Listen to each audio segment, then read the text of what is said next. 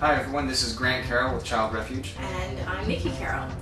And today we're going to be talking to parents about different ways that they can teach their kids about preventing sexual abuse.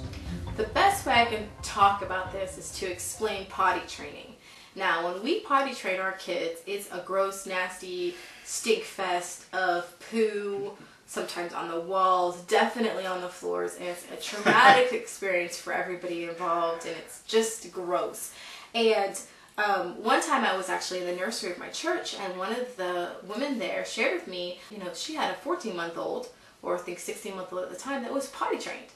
And how she actually started training her at 7 months old. And of course that sounded crazy to me, but she started slowly training her. Can we go back in time to my 2.5-year-old with poo all over the ceiling?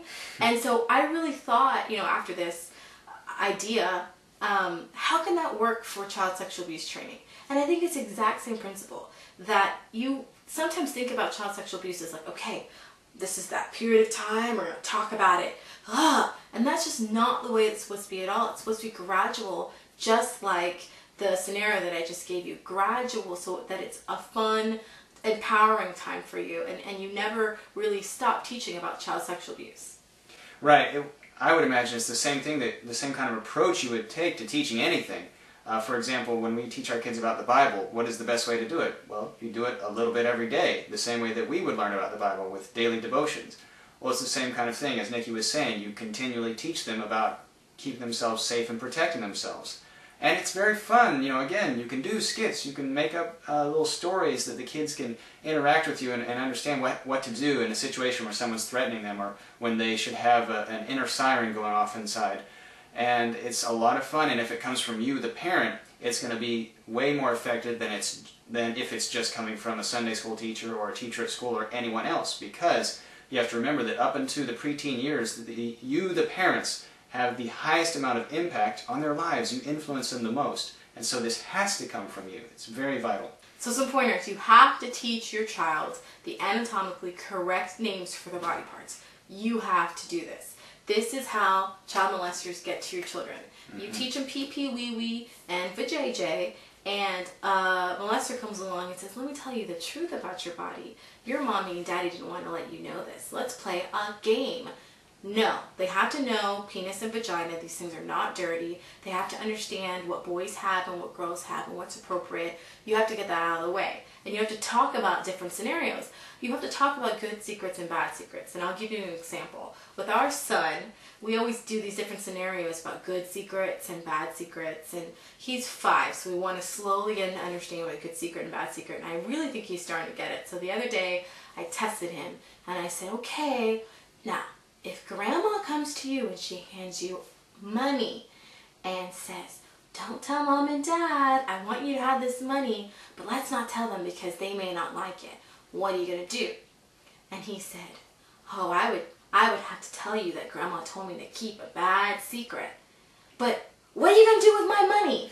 And so he got it, and it got a way for us to have a conversation. And that way you get to be the person that they trust the most, that they know they can come to you. They don't have to go to TV or the internet, and you start this. It's never too late. So yeah, we have young kids. You may have teenagers, or you may have preteens. Start today. Have a conversation with them. And I would say the best way to have a conversation with them is to share something in your life. And this goes if you're, talking to a teenager or a preteen.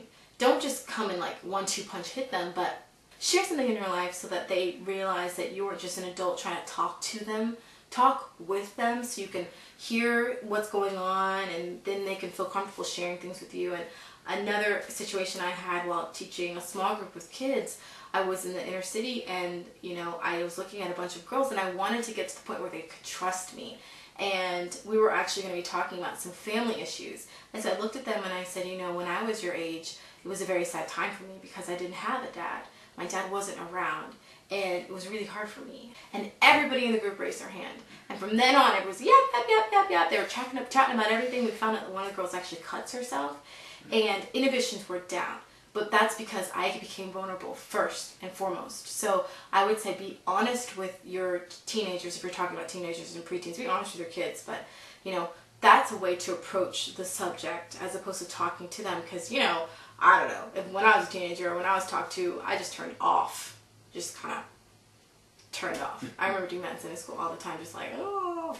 So talk with your kids, not to them. Right, and that's especially important. I would say what I've seen in fathers speaking to their sons, when sons look to their fathers and their fathers open up and say, hey, I made these mistakes as a teenager.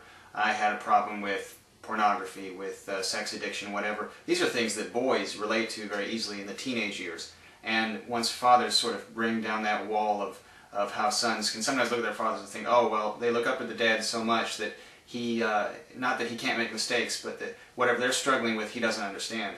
And again, as Nikki was saying, when you're just honest with what you've gone through and what you went through as a kid, then you show yourself as a real person. And the teenager and the preteens, they can relate more with you, and they'll listen more to what you're saying because you're talking with them rather than lecturing them, talking at them. So yes, it's very important to do. So we hope that you can take these tips, start the conversation, don't be afraid, take a deep breath.